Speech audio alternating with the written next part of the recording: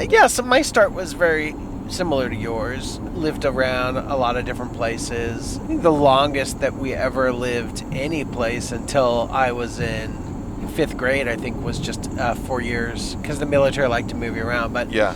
I was born in Oberstein, Germany, which is near Baumholler. And in case you're trying to look it up on a map. Well, I know where none of those places are. No, you'll figure it out. And I don't remember anything from Germany. We left there when I was about 2.5. My younger brother, who is just a little over a year older than me, was also born there. So we... You mean a year younger than you? Yeah, younger than me. My younger brother, who's a year older than me. Yeah, I was having a problem My with younger that. brother, who is a year younger than me, was born there also. But I will notice something interesting. We had a German nanny. Right. And my mom swore that as a 2-year-old that I would prefer to speak German over English, right? As much as 2-year-olds speak. Right. Because I spent so much time with our German nanny who only spoke German. Right. And once I started learning German in high school, it was like this weird sort of sense of deja vu, like learning something that I already knew but couldn't remember. Like when somebody, your dad tells you a story about a green station wagon you owned as a kid, and you sort of have these vague memories of it. Right. And you know it was true, but you can't really remember anything about it. So that was like... So from Germany, we moved back here to the States. And like Seattle being your home base, unfortunately Spokane was our home base. That's where both of my grandparents lived. And I'm not a huge fan of Spokane. Again, I don't want to alienate people who listen to us. But it's a great town. It's a wonderful town. But when I was a kid, it seemed like every time we would go back to Spokane in between, it's like the styles of the kids were always just different in Spokane than they were anywhere else, or anywhere we were coming from, right? Right. If we were coming from some place where the kids had long hair, the kids in Spokane had crew cuts, right? Right. And if we were wearing skinny jeans, they were wearing bell bottoms, right? It's just always like something is wrong with this town. And it's not just me, right? I mean, David Lynch made the movie Blue Velvet based strictly on time he had spent in Spokane, right? The disparity of Spokane. Yeah. So, and my dad and my brother live there today, too, still to this day. But I didn't know that one of your brothers lives there. Yeah. So after that, we head to Fort Leonard Wood, Missouri. I think we were only there for a couple of years, which would put me about 4, which sounds about right. And then we went to Fort Sam Houston, Texas. Whoa. Yeah, and that's when I really started sort of having memories, because I remember just this massive military base. So when we lived in Fort Sam Houston, we lived in Eisenhower's old house, right? Wow. So my dad was a major, and we lived in a house that Eisenhower lived in when he was a major. And I remember it was a 2-story affair. You have front stairs that go up, and then you had a back stairs that went down into the kitchen, which was sort of straight through. Yeah. And I remember the railing on the back stairs was cut off vertically, and it stopped a few feet short of the bottom of the stairs, right? Yeah. And I remember being super annoyed by it, because I was only 5 at the time, and you'd be going down those back stairs, and you'd have to... Yeah. And you have to freestyle. Yeah, and my mom always complaining about why they wouldn't fix it, because it was a historical house, and there was a plaque on the front door that said that Eisenhower lived there, right? And I remember when we moved, after just a couple of years, the last thing that my dad did after it packed up is he got a saw out and he cut a chunk of that banister off. And then it made sense to me. And I remember talking to him about it. It's like, well, there was a famous man who lived here once, and he was a president, right? And then I started thinking, because I was only 5 or 6 at the time, thinking, wait a minute, so we lived in the White House, right? This is where the president lived, right? And not being able to make sense of that. But then it made sense to me what had happened to that banister is everyone before him had cut a chunk of that banister off there as the banister that Eisenhower had touched, right? So... Still annoying. Still annoying, but I think I brought that story up to him once, and he claimed he never cut his chunk off. But so from there... we moved to Japan, and that was just as I was starting 1st grade is when we went to Japan. How long were you there? 4 years. Wow. Yeah. That's a long time. That was standard for the military, would leave you places 4 years if you had a family, right? South of Tokyo, there's a large camp, it's still there, called Camp Zama. It's a hospital primarily, but my dad was one of the hospital administrators there. So we lived on a base that was away from Zama, that was just called the Depot. And it was mostly the industrial base and a lot of motor pool and stuff like that, but they had housing there, and so we got sent there. And literally, the backyard was the best thing ever. It was destroyed tanks for as far as the eye could see. Oh, right? my God. Tanks How cool is that? the coolest, right?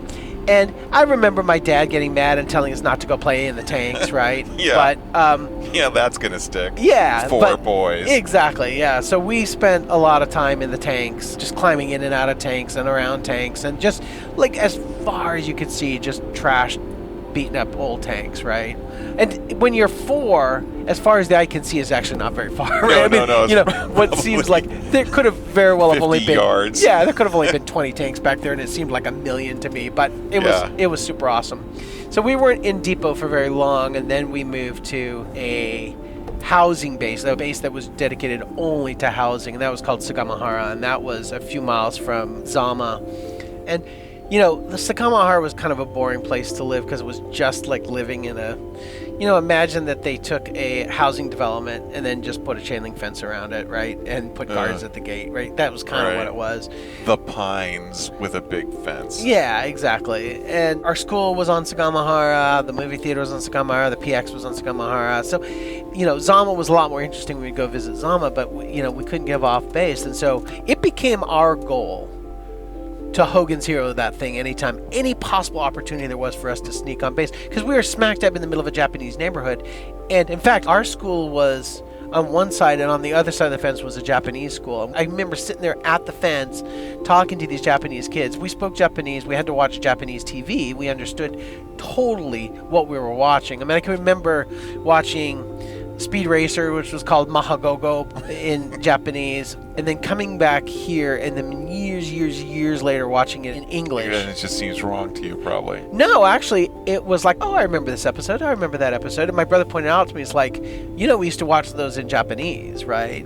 They weren't in English, but your mind doesn't remember it. You just remember understanding, what was going on, right? And so, and again, we had a nanny that only spoke Japanese, and so we had to speak Japanese to communicate with her. Right. And, but yeah, so 100% of our efforts were getting off base. It was all about me and my friends just like getting off base, right? Right. And I remember some of the bigger kids had dug a hole under the fence behind a big grove of bamboo to get to the Japanese school. You weren't kidding about Hogan's Heroes. Oh, it got better than that, right? And so that was good for about 6 months until some of the American teachers were looking out, and like half of the kids on their playground were Japanese, and then they're looking over the fence and they're seeing us on the other side. So then they put an end to the fence situation pretty damn quick. They cut the bamboo down and fixed the fence, and we weren't allowed to do that anymore. But one of the best ones is right by my house, right by where our house was. There was a fire on the other side. A fire? A fire. One of the Japanese residents was on fire. And the base fire station had responded to help out with the fire, and they cut a slit in the fence so that they could go through and help fight this fire with the Japanese firefighters, you know, just mutual aid. And then they did just a really bad job of patching it back up again. And so I remember that me and my friend Donnie Seymour, who live in that same block of houses that we did and was right near our house, we told the other kids that that was our slit in the fence, right? And we would charge money to let them go through the fence to go to the other side, and then we controlled it, and we got to decide who got to go through the fence at what time, and they had to pay us money to do it, right?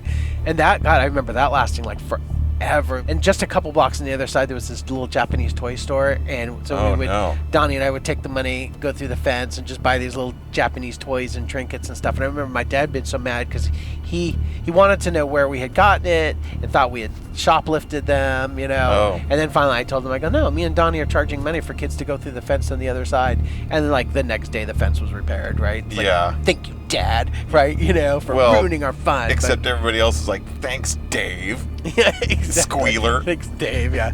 And then I just remember the elaborate pranks of distracting the guards. I remember that when there were no holes in the fence, and the holes in the fence got around pretty quickly. If there was a hole in the fence near somebody's house, you found out about it damn fast through the network, right? Sure. You know? But I can remember there were times we were just desperate to get off base, and we would send some kid in to distract the MPs, and then we would sort of sneak out around the backside of their guardhouse to sneak out. And it was just like, I mean, it was total Hogan's Heroes. I mean, 100% of my weekends were spent trying to sneak off a military base when I was in third grade, right? It's good to have a goal. Yeah, totally. And then the nice thing is you didn't have to sneak on. You just had to sneak off, because you'd walk back in and you were obviously a white kid who belonged there, you know, and most of the MPs sort of, you know, knew which kids were. So to get back on base, literally you just walked right up the middle of the thing, and, you know, and they look at you and they're like, where are you coming from? It's like, Oh, I left base with my dad, and he's just down the street, and he told me to go ahead and walk back, and they'll be like, all right, But, and they know what's going on. And they know what's going on. They know that we got out, and then we just walk right back in, so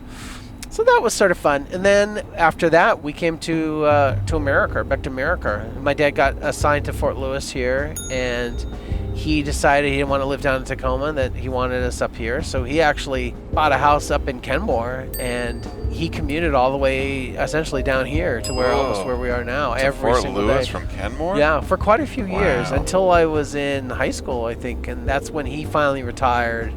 So yeah, we moved here, and then that was it, and then it sort of stuck, But I would have to say that since then, I've only ever lived one other place. I lived in Alaska for a year, and I've sort of come back. Right. And I have to say, sort of, my attitudes of moving around a lot as a kid have affected me sort of negatively in my desire to live other places or to move or to change. And it could be other things at play too that I can't put my finger on, but I'm very security based, and the thought of moving to another community where I don't know the layout, I don't know where things are, and I have to start again with friends and stuff, I'm really adverse to that, So, which is interesting because I don't want to live in Seattle forever. It's becoming a more and more difficult place to live, but the actual thought of moving to a brand new community just scares me, which is weird. So, but whereas for me, I kind of feel like I just knew pretty early what was home.